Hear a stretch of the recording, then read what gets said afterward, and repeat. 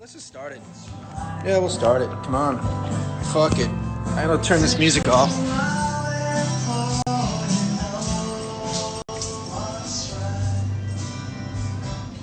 With a little Mojave 3. View. Ow! No, where'd it go? Come back. Come back. Here we go.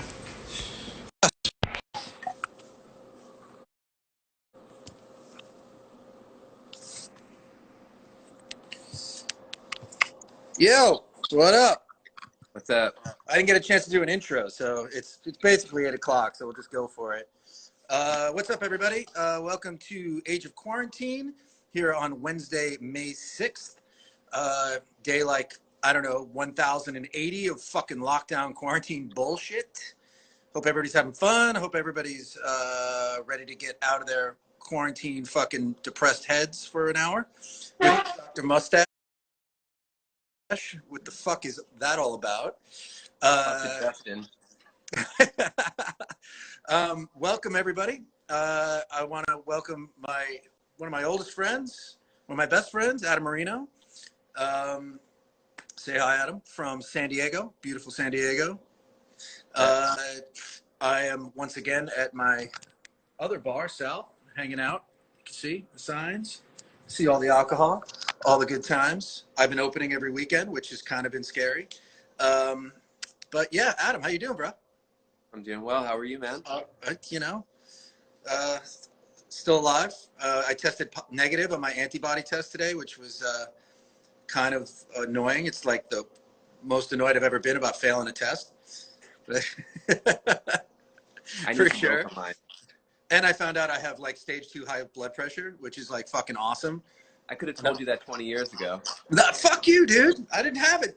I didn't have it 2 months ago. Now it's like fucking Anyway, so just a preface, for anybody who might not know, Adam and I played together in bands for how many years? 9, 10? 9. In 98. Ended in 2006, I think. 7? Yeah. 7. Was it 2007? Yeah.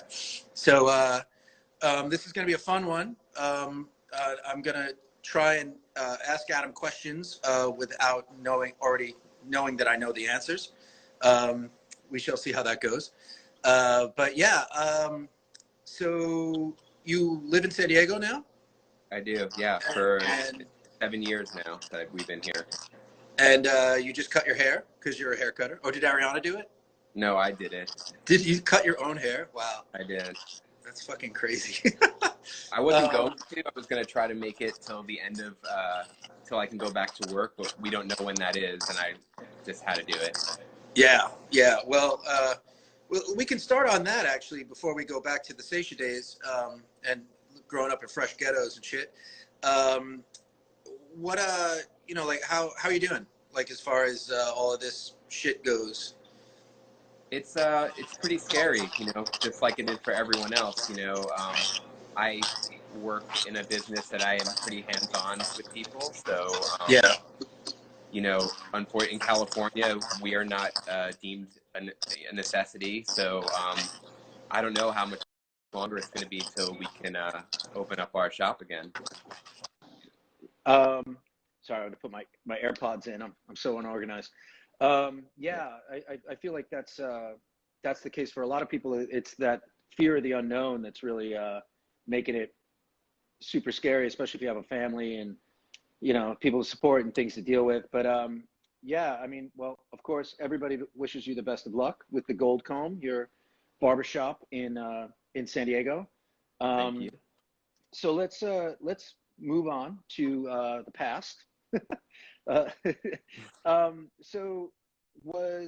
you were in Saetia, which is at the time when Saetia was around. I saw you guys play at NYU, and it was probably one of the worst sounding shows I've ever been to. But then again, most shows sounded pretty terrible back then, and because it was just a PA, and like you guys kind of rolled around on the ground a lot and screamed a lot. You didn't. You never fell. You never hit your knees. But you guys have become this legendary screamo band. And like, first of all, how'd you meet the guys? Because they all went to NYU, right? Yeah, but Billy grew up in Queens as well, and when I was working at Haagen-Dazs ice cream across the street, Billy worked at Boston Chicken. Was that So we kind was that of on became was that on friends. Bell Boulevard? No, it was on 188th Street in Fresh Meadows. So basically, we would like swap food with each other, and then just through hanging out and talking and skating and stuff, found out that he was into hardcore and he was going to shows in the city, and then I was going to shows. So we just kind of started going to shows together, and then we just talked about doing a band, and we made flyers and stuff, and nothing ever came of it for like a year. And then eventually he called me and he's like, I got some guys that want to play, and then basically like come down to the studio in the city. It was like, I think it was like Funkadelic, you know, hourly rehearsal space or whatever. And Of then course it was. Yeah. I showed up, and like the guys were there, and we just, that was it. You know, that was, I think, like February of '97. And then we just started playing then, and very quickly, like we just started writing very quickly. And by a few months later, we played our first show at ABC No Rio. So what were you guys taking influence from? Were you going to ABC? No, ABC wasn't open in '97, I don't think. It was Oh, it was. Oh wait, ABC sorry. opened, I'm sorry. I'm thinking '87. Sorry. Yeah, no, '97. I personally wasn't listening to that stuff. You know, besides like one or two bands from that scene, I feel like maybe like Rorschach and Born Against and stuff like that. But I feel like Jamie was really, really involved. I know he volunteered at ABC all the time, and Billy was going down to ABC all the time. I was more coming from, me personally, my musical tastes were coming from more like the post-hardcore scene, like Quicksand, you know, Burn, all like the Die 116, all that stuff, Mind Over Matter, Bad Trip, the whole like Wreck Age scene. That was the stuff that I was really into, and those guys like that stuff too. But I think, you know, and Greg was really into Joy Division, and you know, so I just think like all of us kind of like, we all loved hardcore music, but we all came from different places, and I think that's kind of what made our sound a little bit different from bands that were just your typical like ABC band. Yeah. Yeah. I mean, it was. I would consider some of it being spazzed out, crazy shit, but like very Rodin, shall we say? Maybe might have been something that you could compare it to. But I mean, what do you like? Did you feel the connection that people have to it now back then at all, or? Oh, absolutely not. Absolutely not. I mean, like if you would have told me then like what is going on with the band now, I would have thought you know that you're crazy. Just because like the most we ever played in front of when I was in the band was maybe 100 people, Mm-hmm. you know, and that was like at a festival. Not to say that there weren't great shows that we had, because there were really passionate shows and really amazing shows sometimes, but overall it was just like we were a band, and ABC No Rio was kind of our home. We played CB's once, but we never like played clubs, you know. So CB's was like the biggest club we ever played, and then everything else was like basements, garages. We played the Hardback in Gainesville once on a tour down to Florida. But other than that, it was really just more like DIY spaces, and that was it. Yeah. So Yeah. it's just kind of crazy that like now, you know, 20 something years later, it's turned in, for a band that was around for a span of like 2 years and really put out like, you know, 2 7-inches and one album, has turned into what it is. Yeah, it's cool. I mean, you're one of the few people I know who has 2 box sets out, so 2 discography records. It's pretty. Right. It's One pretty only impressive. available on CD. Yeah. Oh, yeah. Yeah. True. So, so what was your inspiration to leaving Saetia? Like when I met you at Coney Island High, actually backstage, if I remember correctly, were you still in Saetia at that point, or had you quit? You were. No, I was still in Saetia. And I mean, what kind of led me to it was a comment that you had made on stage, which was that I'd come to see, I think it was my first time seeing you guys, Aerotype 11, play. and it was really early on. It was at Coney Island High, and I think it was like Day in the Life and Still Suit. And you had meant just like, this is one of Scott's last shows with us. We don't know who's gonna play, but whatever. And then I immediately, like, I was just kind of blown away by the show, and I just approached you downstairs at Coney Island High, and I was like, hey, you still looking for a bass player? And I kind of lied and said that I already knew the songs from the 7, because at the time it was just the just the 7-inch that was out. The first album hadn't even come out yet, so I just said, yeah, I know those 3 songs, and I didn't even have a bass at the time, so I had borrowed after leaving. You're like, all right, well, we exchanged numbers, and then I just borrowed Colin from Saetia's bass for like a weekend, and just started learning those 3 songs, and then and that was it. Cool. I mean, yeah, it was well, your tryout was interesting because it was sort of under the gun, because we were supposed to play Mac Rock Fest with Engine Down, and I think we had 2 shows at that Mac Rock Fest. Didn't we play with Hot Water maybe, and we played in Cornbread's basement. Yeah, I remember the basement show with Engine Down. And I think there was one other show, but I'm not 100% sure. I specifically remember the Engine Down show. I remember that because we played wiffle ball outside, but yeah, or stickball or something. I remember that because the bass player of Engine Down didn't want to lend me any of his gear, and we had to carry, and we had to like bring another bass amp down to the basement. That was necessary for the 30 people that could fit in the fucking basement. Thanks, right. Dude. Good move. Punk rock. Anyway, yeah. So yeah, your tryout I remember very vividly, where you basically just ripped through everything without even a mistake. We were just like, okay, well that worked. Yeah. And then it was a fun drive down to Fredericksburg, Virginia for Mac Rock, and yeah, it was that was an interesting time. So give me your life at that time. Where were you working? What were you doing? Like what?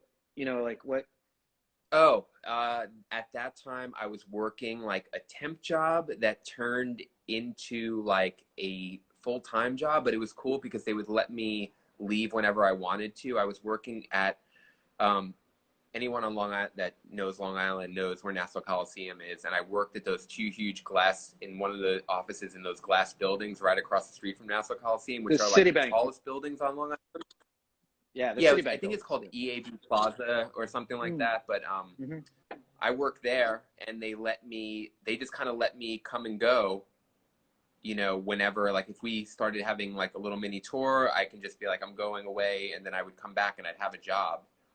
Weren't you working for AT&T at one point? Because you got me my phone. That's right. I was not for AT&T. I was working for it was like a telemarketing office job that was like selling, that was doing cell phones.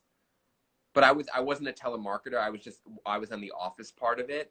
But that, like, didn't we get you your first cell phone, and you still have the number to this day? I still have that number. That number is so good. That's like the number that I always tell people when I give it to them, don't call me when you're in jail, because it's the only number you remember. It's a good number, man. Good number. I would hate to lose that number. And a funny side note about that job at EAB Plaza is that one time I came back from a tour and I came into work, and Todd Weinstock was like a temp there. Todd Weinstock from, you kind of have to explain that to a few people. Glassjaw. Todd Weinstock, who was in Glassjaw for a long time. Yes. And then we just kind of ran into each other in the hallway and like, what are you doing here? Smiley the Clown. Yeah, I remember it well. So what, give me some, before we get further into our, like me and yours sort of rich history of playing music together and having probably one of the crazy experiences that probably 1% of the world has ever had. What was your, so the shows you would go to, what was your favorite shit, like the old hardcore shit when you were, you met Julian from Still Suit, right? Well, Julian and I went to high school together. Right. So were you into hardcore before you met Julian, or Like, did you guys kind of get into it together? I would say the person that, well, so I was introduced to hardcore when I was probably like 11 or 12 years old by one of my skater friends' older brother, who was a skinhead. And he was the one that played me like Cro-Mag's Age of Quarrel and AF and, you know, Sick of It All and stuff like that. So, or, you know, pretty early on, like I would say like 88 or something like that. I was like 12, and that's when I started hearing that stuff.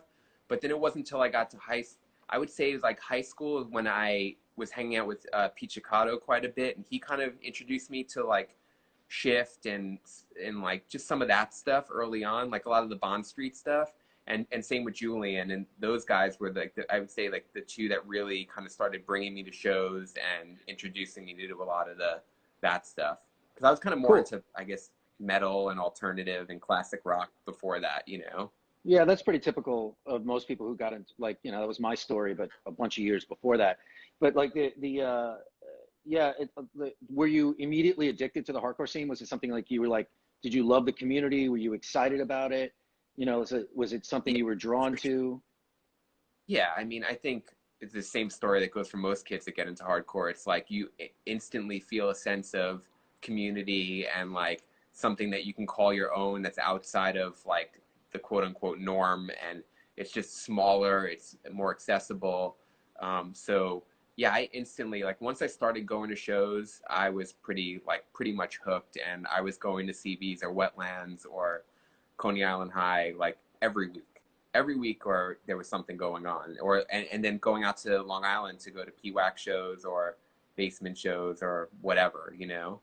Yeah, because Long Island was pretty much where shit was happening. But yeah, it's that's awesome. It's a really interesting. Like I have so many great pictures of you in the crowd at Monover Matter shows, singing along, which was like when we finally started playing together. You'd be like, "Yo, dude, I'm in that picture." Like, "Oh shit!" Like that's so funny.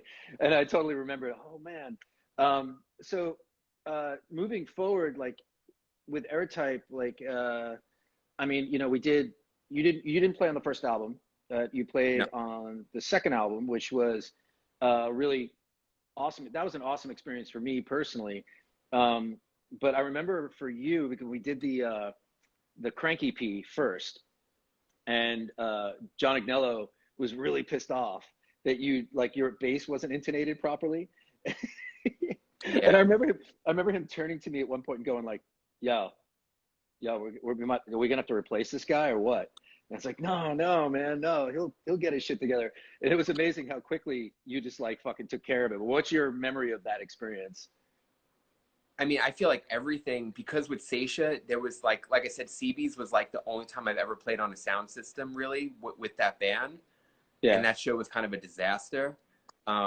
Technically, we just, you know, Jamie broke a million strings. Like I borrowed a guitar that was completely, like the neck was broken and put back together. So like it, you know, couldn't hold the tuning. It was just, you know, we took like 5 minutes between each song. It was just, it was like a nightmare show. I forget why, I don't know, so long ago, but I just remember like once we started playing, and then like all these kind of, I don't know, it just felt like a more like professional thing, and I just learned really quick. Like I have a memory of, I think my first show that was in a club with you guys was when we played that CMJ show at Acme Underground, and I think we played with Blue Tip and and Radio 4. Was that it was Radio 4? Was yeah. I thought maybe it was Garden Variety, but yeah, it's Radio 4. Yeah. Yeah, so I think at that show, I remember like we showed up and we were on stage sound checking, and like the sound guy was like, "Oh yeah, just plug into the DI." And I remember going like, "What's a DI?" What's a DI? You know, just like, like I was just like, I don't know, like, you know, I'm just so used to just plugging in and playing guitar in a shitty basement somewhere. So, yeah, so like everything from being in like a more like professional studio environment to like more like playing more clubs, you just learn quickly, you know? Yeah, I mean, working with John Agnello was definitely a learning process for all of us. But I mean, I had already been in a lot of studios and whatnot, and produced a couple of records and whatever. So like John was definitely like, I think John was really helpful for you, as far as like growing as a musician and playing. I mean, it's always interesting to me that you didn't play bass first. and you kind of picked it up and just went for it and just naturally really flowed with that situation. You know, it's very impressive. Well, I'll say that. I feel like it went like I picked up a guitar first very young, and then my brother bought me a like his friend's bass, and I picked that up, and then I went back to guitar. So I feel like bass and guitar were kind of always in there, but I just guess my first like real band, I was the guitar player in, you know. So right. Then when it came to Archetype, you know, it's not like I never picked up a bass before, but I feel like I've always because I went from Saetia to Archetype, I just feel like I always played the bass like a guitar player playing a bass, you know. Yeah.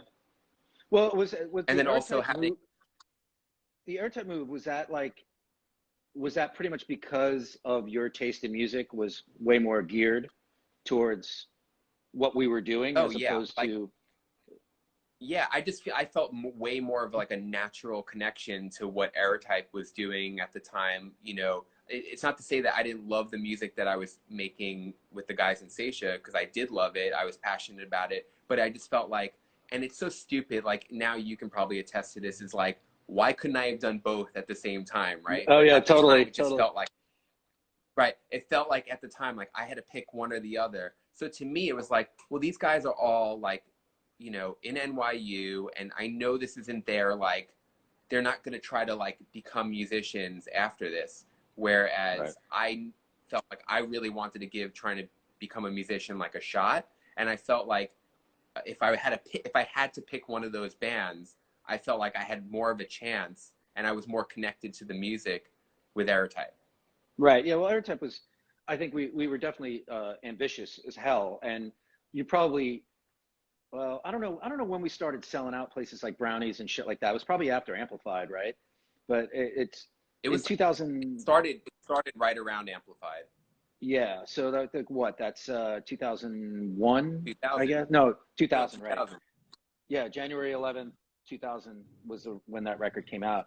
And it's interesting because once that started to happen, we should have all been hired as fucking A&R people, because at that point we had Interpol open for us, because Greg from Saetia was the drummer of Interpol at that time. And so you had that hookup, and we all had the demo, and we were like, oh, this is really good. And it's so funny. You're like, yeah, Greg was really into Joy Division. Really?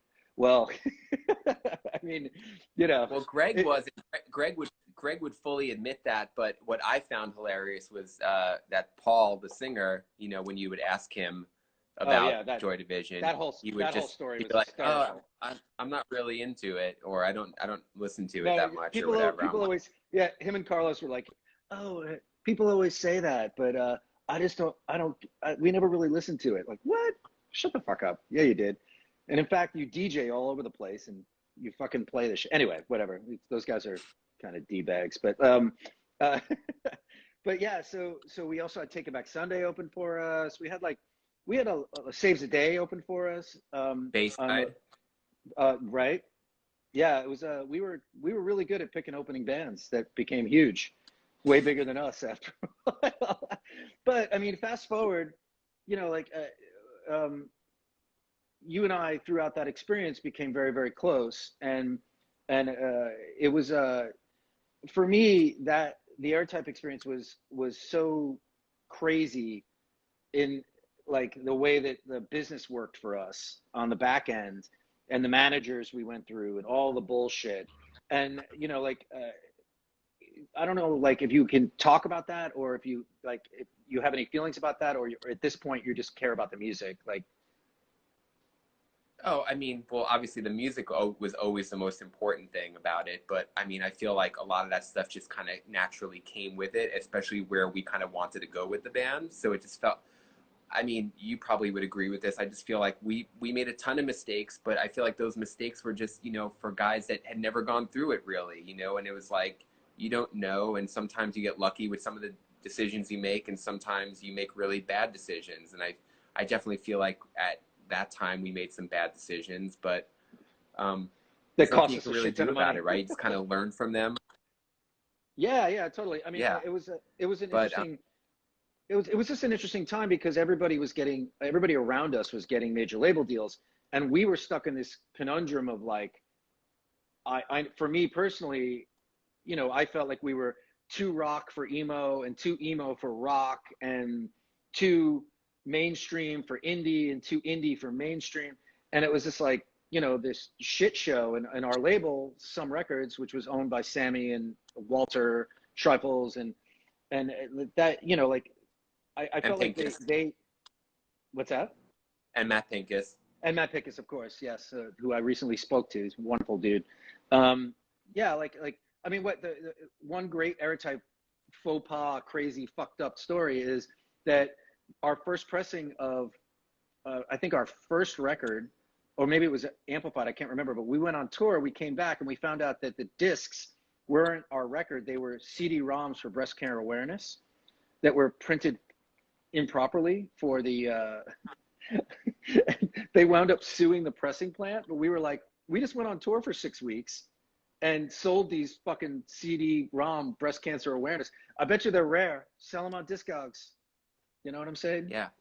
Sell them You for got like 10 cents more. You got one of those Airtype. So anyway, so let's fast forward to the fun stuff. So I remember vividly the day that Phil quit Airtype 11. We were all in our practice space at the Music Garage in Williamsburg. Party. That's not fun stuff. I mean, it wasn't fun, but moving forward, it was. And Phil decided he wanted to leave. We had, the year before that, we had done this amazing tour with 100 Reasons and Hells for Heroes in England, which you can see if you ever see the Better Than Super Bowl video. You can see footage from that, which was like one of those amazing experiences where like you show up in a country and then 2 weeks later, everybody knows the words to your songs and you're like, what the fuck? You know, it's like just an incredible experience. And then Phil quits because he wants to go on, get married, move to Maine, do his life. Probably a better move than what we were trying to do. But I remember him leaving the room, and me, you, and Ty, our drummer at the time, I was just like, we're going to keep going. We're going to keep doing this. And I would say within 2 weeks or so, right, we had a name. We had written a shit ton of songs. And basically what became the demo of Instruction, which we recorded with Juan Garcia at Magic Shop. And what are your memories of that? Like, I mean, it's a weird thing to even talk about, and I'm probably talking too much because it's an interview with you. But you know, like that time for me was actually somewhat exciting. You know, it was like let's do this, let's go. You know, like.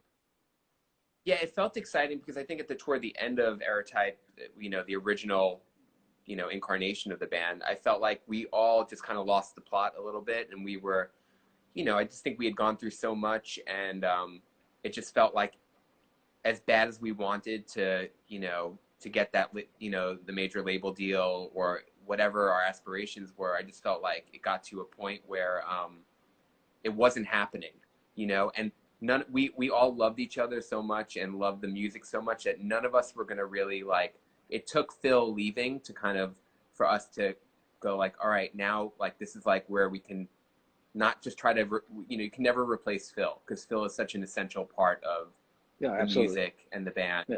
So it's like, instead of trying to find someone to replace him, which wasn't even a consideration, was just like, let's start fresh, like new name, new songs.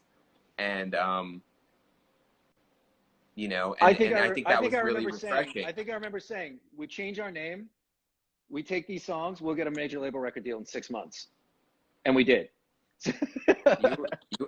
I gotta say, that is like, you did say that, and that actually happened.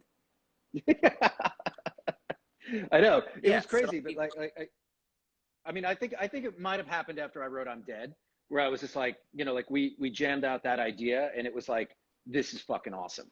Like, there's no way, you know, we did demo that song, I believe. And it was like I remember being in Magic Shop and just being like, fuck this, man. Like, we're fucking, this is it, you know? And of course that's the way it happened. I think me and you paid for everyone to go to, after Tom Capone joined the band, we paid for everyone to go to England for one show, right? This is a great story, actually, and if you want to tell it, you can tell it. I mean, I'm more than happy to. But we went to England for one show at the Underworld. Continue, because it worked out really well. But yeah, but even before I don't know if it was before or after. My memory is South by Southwest that we that was had after. Phil and Tom. That was after. Okay. Yeah. So, yeah, I so don't we know. went. Like England was. It was after. I Like, would so say we went to England was England. like England was exciting, but I don't remember too much about. The only things I remember about England were playing that show at the Cavern in Exeter, which is one of the greatest clubs ever, and that was an amazing show. People showed up, and we were like, "How is this even like?" I mean, I know how. It's like basically, you know, you have like X members of, and that's gonna draw a crowd. Totally, but if you remember correctly, like that show at the Underworld was 100 Reasons Underplay Christmas show, and That's right. we played, and Mark Pycraft, love you, Mark, if you're watching, I wish you were, told us to come over because their booking agent was going to be there, and you know, like the Kerrang was going to review it, and NME and all this shit. So we paid, you know, I don't even know how much fucking money we spent to go. I mean, we did it on a budget for sure, but like fucking, you know, we got all these pictures and 5K reviews and all this shit, and the booking agent for 100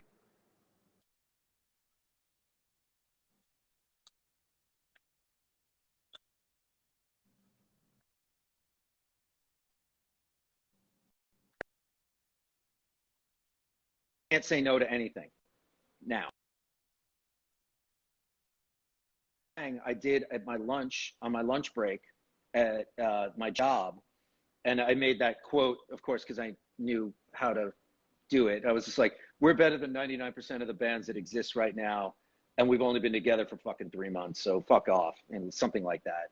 But yeah, that was a crazy time.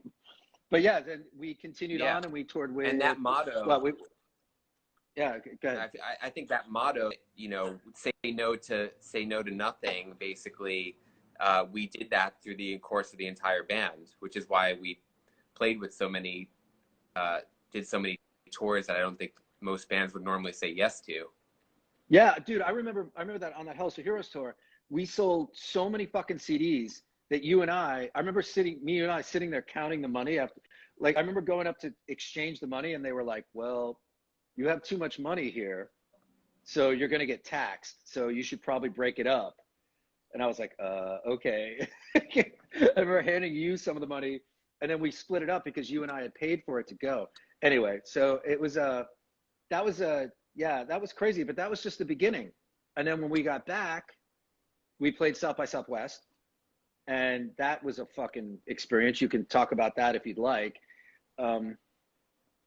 Well, all I can talk about is that how Scott Patton was throwing beer bottles at us while we played in front of like 20 different major labels. That's what I remember about that show, but it didn't matter because I guess him throwing bottles at us was good luck. Yeah, he almost hit Keith Morris from Circle Jerks in the head. Yeah, like what I remember about that show was me going to call Slash, and Slash being out on the street. Remember that? Oh yeah, that was was a classic. Yeah, we totally got Patton, Joe. Thank you. Anyway, but so it was, yeah, we played that show, and you know, everybody talks about South by Southwest now as a joke, or even a few years ago, it was like, yeah, I'm gonna get signed like 20 times.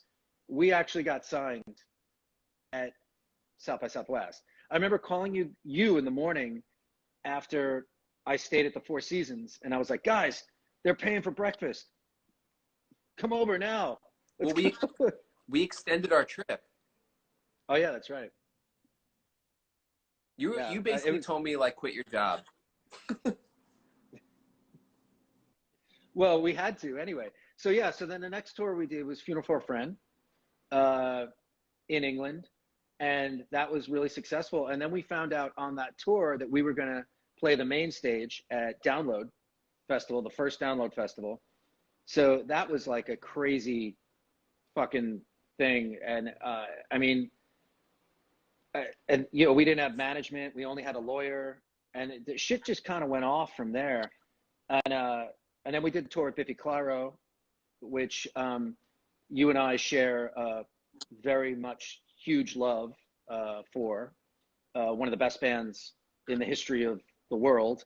But we got to experience stuff that was so special. So you can talk about that a little bit if you want, or, you know, whatever you want to talk about Instruction and your experience, besides you living with me in Los Angeles and me making New England clam chowder and you being grossed out about it, you know. I mean, it was all amazing experiences that I feel like a lot of people, most people don't get to experience, and I'm really grateful for all those experiences.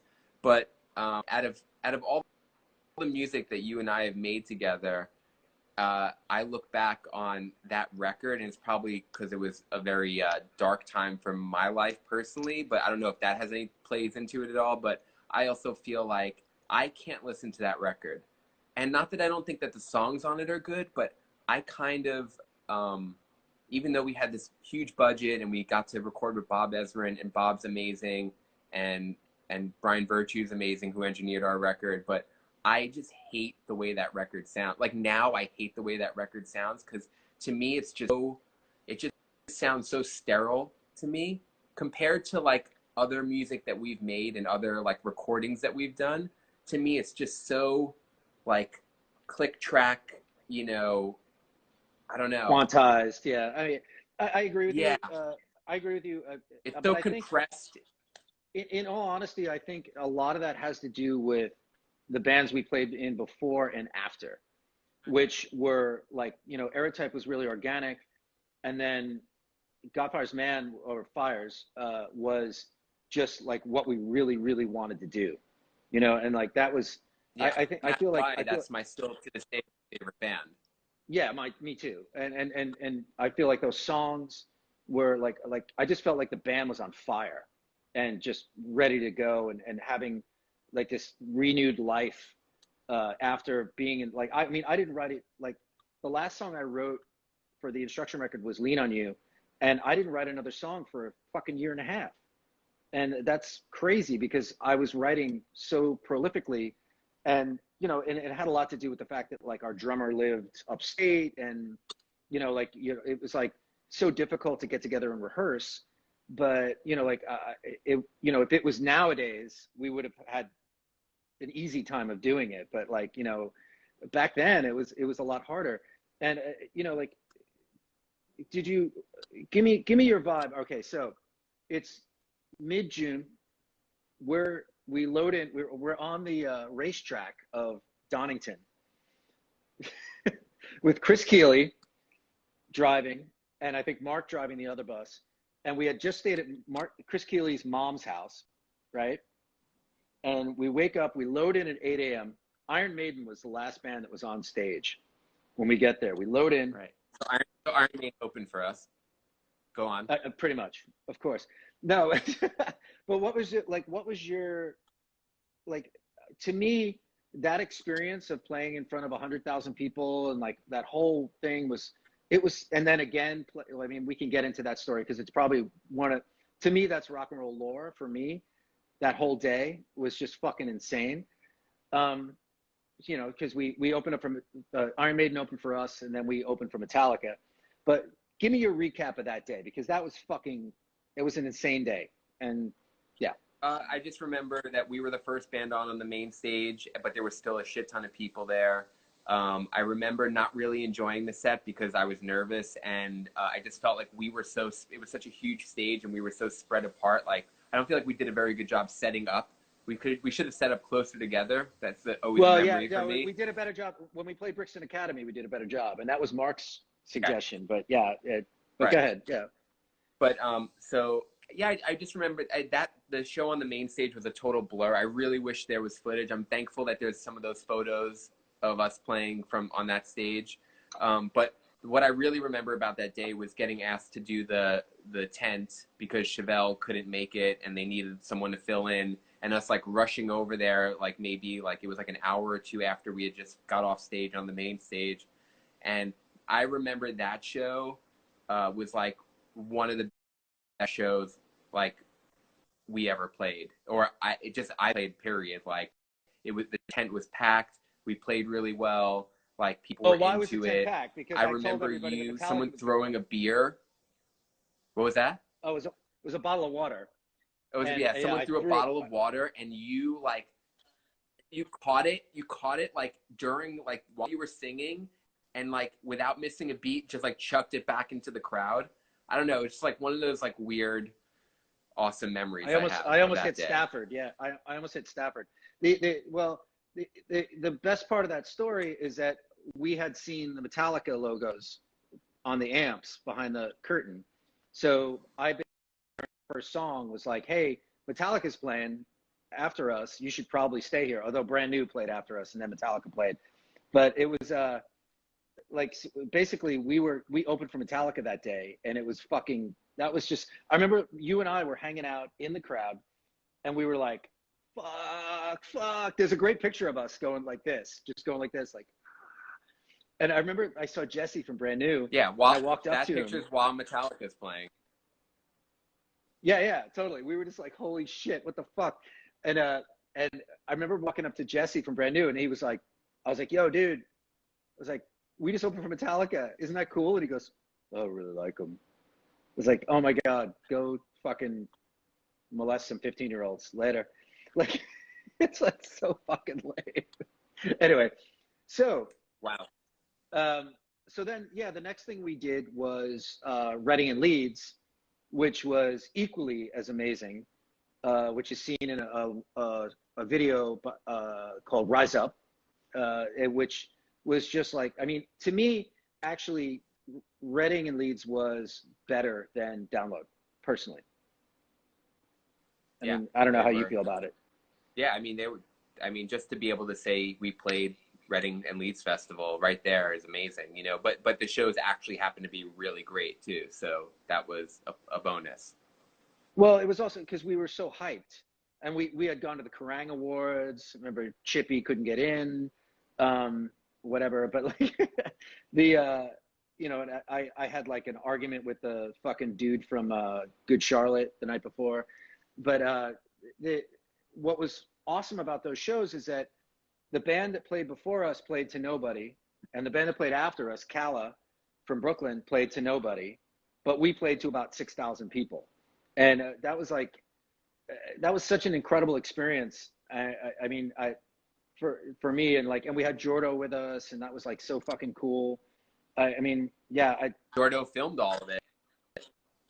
Yeah, I mean, we stayed at the Columbia where everybody was staying. It was like, that was such a crazy fucking experience, man. And like, to me, that was like one of the big ones. So moving forward now, a month, we go to LA, and you went through quite a tumultuous period while we were in Los Angeles. But was the recording experience good for you with all that? I mean, like Bob Ezrin, I mean, yeah, it was great. I think he made it really relaxed feeling. Like, I feel like his whole thing was like, we're never going to do something more than 3 times. It's like, if, you know, and it was like, we'll get it in there. And, you know, at the time it felt really comfortable hearing that. But then I think that's also what made me hate the recording, because it was just kind of like, well, we'll just get it. We'll piece it together within 3 takes, you know? Yeah, that was good. That was Brian Virtue. Sorry, I was going to say Gummo, but like he was so quick and good about editing that, you know, like that shit was easy. I mean, no, I just feel like that sort of loses some of that organic feeling to it, though, when you're just automatically out of the gate saying, well, it doesn't matter because, you know, we'll get it in 3 takes. You know, to me, it's like, well, I don't know. I feel like, I don't know, maybe just when In Yellow recorded us, it just had more of an organic feeling to it, you know? No, absolutely. I mean, but we were dealing with, like, I mean, I think we spent $600,000 on that album. Like, no joke. At least that's what our I don't know. old A&R person told us. I mean, part of that was Tom's moving budget and, you know, shit like that. And us shipping your fucking cabinet home, which probably had to have cost a shit ton of money. But that whole experience was fun. Yeah. And it was cool because we did it in a studio, Cherokee Studios, where Van Halen 1, 2, and 3 was recorded, and Zeppelin 2 was recorded, and Sparta was across the way from us. Elliott what Smith other record? recorded an episode there. Yes, and I mean, that was like it was sort of a heroic, amazing place that I really loved recording at. And but yeah, and then we got sort of sidelined by having to move to Connecticut, back to the East Coast, and doing in Stamford, where Planet Pizza, the future of pizza, existed. But Yeah. anyway, I did not enjoy that studio. no, that studio was weird. But yeah, I mean, you know, like, I remember you started bartending towards the end of our instruction thing, and you were sort of the first person to have to go back to work and deal with stuff. And like, I mean, towards the end, like, what were your feelings? You know, like, what were you like thinking? Like shit, this sucks, or I'm just gonna try and keep it together? I just feel burnt out. Everything ended with instruction and started with Fires. It was exciting and I loved playing, but then I think when it hit me, well, I needed to work, so I got hooked up with an awesome bartending job that I lasted for 8 years, and Yeah, I'm so thankful for that job. Give a shout out, man. It was some of the Local 138, love some of the craziest, Bruce best friends ever. All the friends. Yeah, you know? Bruce McDonald hooked that job up for me. But then I think once Fire started, and then all of a sudden the whole major label thing started happening again, where like Atlantic was interested, and we started demoing, and I just thought, I can't do this anymore. Like I just felt like I wanted to be home now. Like I was making good money. And you know, my wife and I, we had kind of just recently started dating, and I just feel like I wanted to be home. I didn't want to go on the road anymore. And I was just trying to feel, I was about to turn 30, and I was just like, I have no skills besides playing music and bartending, and I need to figure something else out. And my wife and Ariana is a hairdresser, and I always thought it was cool, like, because you can kind of dress how you want. You know, there's so many different ways you can go in that industry. And I always enjoyed watching her cut hair. So I just thought, oh, let me give that a shot. It was either going to be that or massage therapy. And your wife was, she helped me out a lot in making that decision. And, but at the end, I chose to go into hairdressing. And yeah. I'm really glad I did, because it's, you know, 13 years later and I'm still doing it. Yeah. I mean, it was a bold move. And I was, you know, incredibly sad for quite a long time. But yeah, man, like I felt like, you know, it was interesting how Fires turned into Godfire's Man, and you know, like a lot of those songs, at least 4 of those songs you played on, I believe, on the first album. Well, we had recorded like 14 songs as Fires, and then when I left, like right before I left, the band changed the name to Godfire's Man. So I was actually in Godfire's Man for like as Godfire's Man for a minute, and then, you know, I played with Drew for a little while in that incarnation of the band, and then a bunch of a few of the songs that we recorded with me and Steve, and even me and Drew, made it onto like the first record. Yeah. I think, I can't remember exactly which ones, maybe Killer and stuff like that. But like, yeah, it's I mean, that's my favorite record I've ever made, hands down. You know, it's just like, it was such a perfect time to make music and feel desperate and be crazy, and, you know, not as desperate as now, but but yeah. So I'd like to move forward, because we got 10 minutes left, with the new Airtype stuff, which we've done a couple of reunions, and, you know, let's talk about that, because it's interesting how our old friends have reached out to us as soon as they know that we're willing to play, which is fucking cool as shit. And also the show we did at Vitus was just fucking spectacular. But yeah, I mean, yeah, that was such a, I mean, I feel like every show that we've done from 2009 until now, like the reunion shows that we've done, have just all been so amazing. Like to me, to this day, my favorite one is still the very first one we did at Mercury Lounge, where we had, you know, Jeff from Game Face and Josh English and I Hate Our Freedom.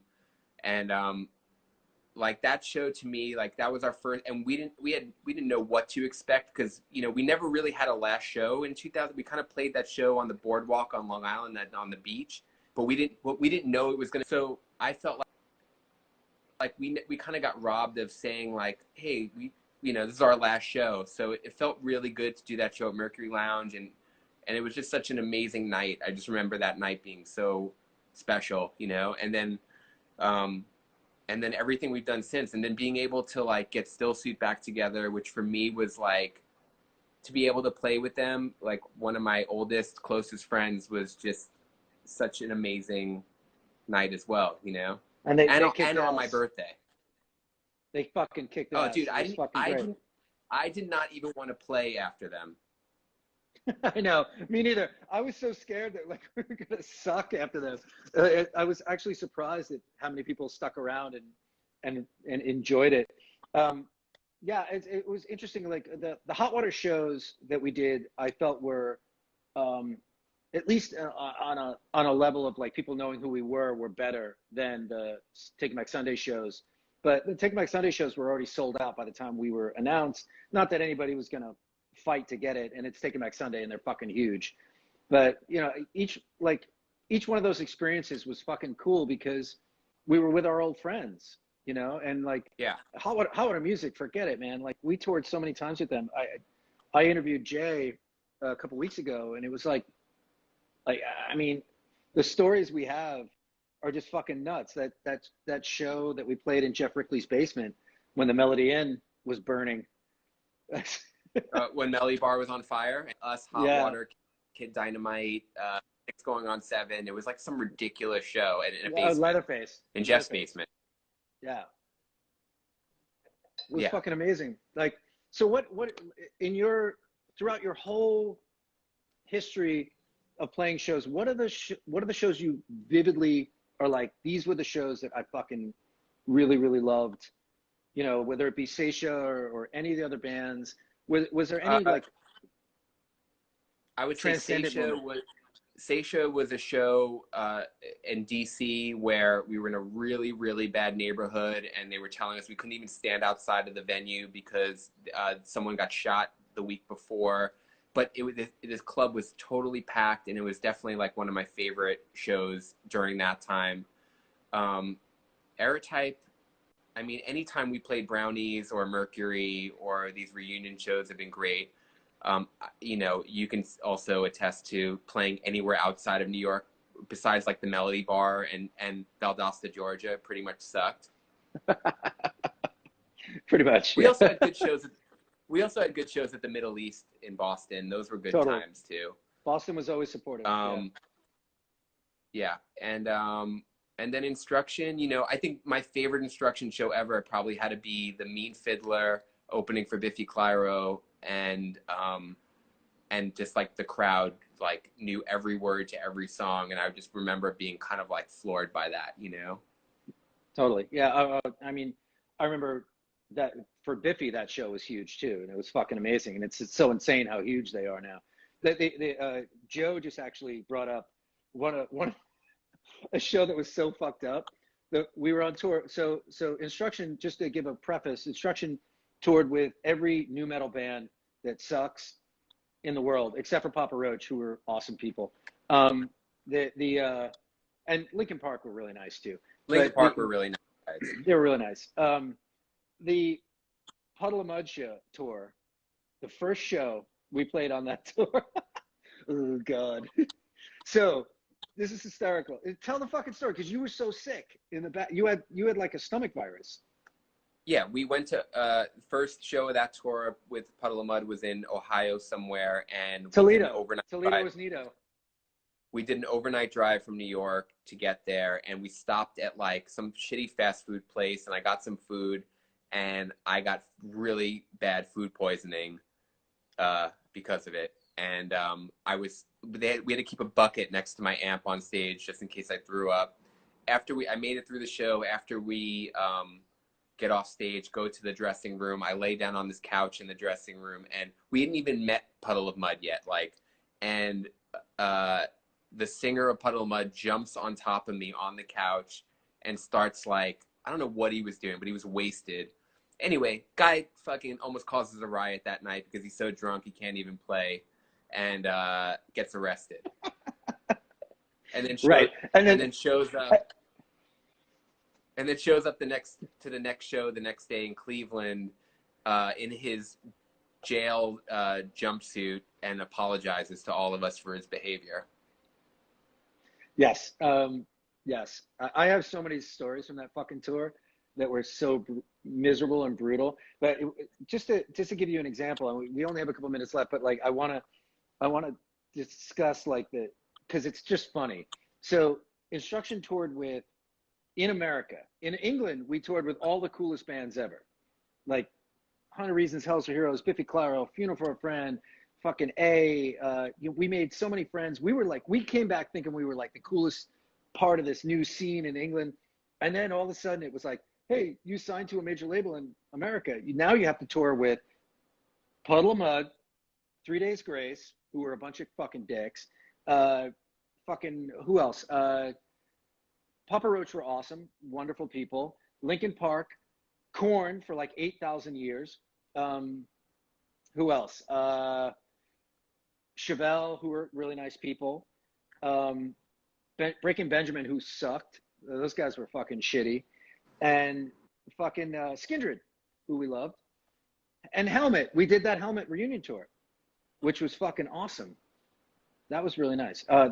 Thanks, Julian. The singer of Instruction is a dick. Thanks, Jules. Love you. You fucking tool. Yo. And Ghostface, which for me. Wait, can we time out for a second? I'd like Fuck to. Yeah. It was brought up that I got to tour for 6 weeks with Ghostface Killer and watch him every single day. And get on stage with him. Which was the highlight of my Instruction days. We got on stage with him every night and did Run, right? Run. Yeah. Yes. Remember when the CD would skip? That was really fun. Anyway, so we got 2 minutes left, and I want to thank Adam for joining us. We'd like to promote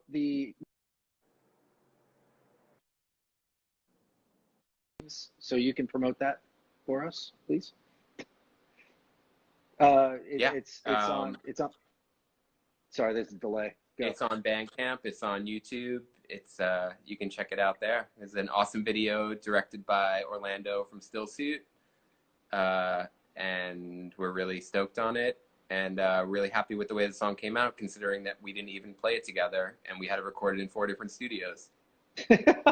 Well, Steve and I played it together, but yeah, it was definitely a weird experience for sure, and but I want to do more. So we should totally work on that and try and work out some more tunes while we're doing this. And I hope everybody's healthy and safe. Adam, you want to give some last words? Buy the Saetia discography, those sorts of things. You can. It's out of print. It's out of print already. Jesus Christ, fucking Saetia, fucking so punk. I know. God damn, so fucking punk. Well, thank you so much for joining me, brother. I love you. Thank you. Love you. And I love you too, man. Say hi to Ariana and Milo and the baby girl, and fucking I love you, and take care. Love you. Later. All right, man. Talk to you soon. Later. Thank you for joining, and we'll see you tomorrow. Yes, 8 o'clock.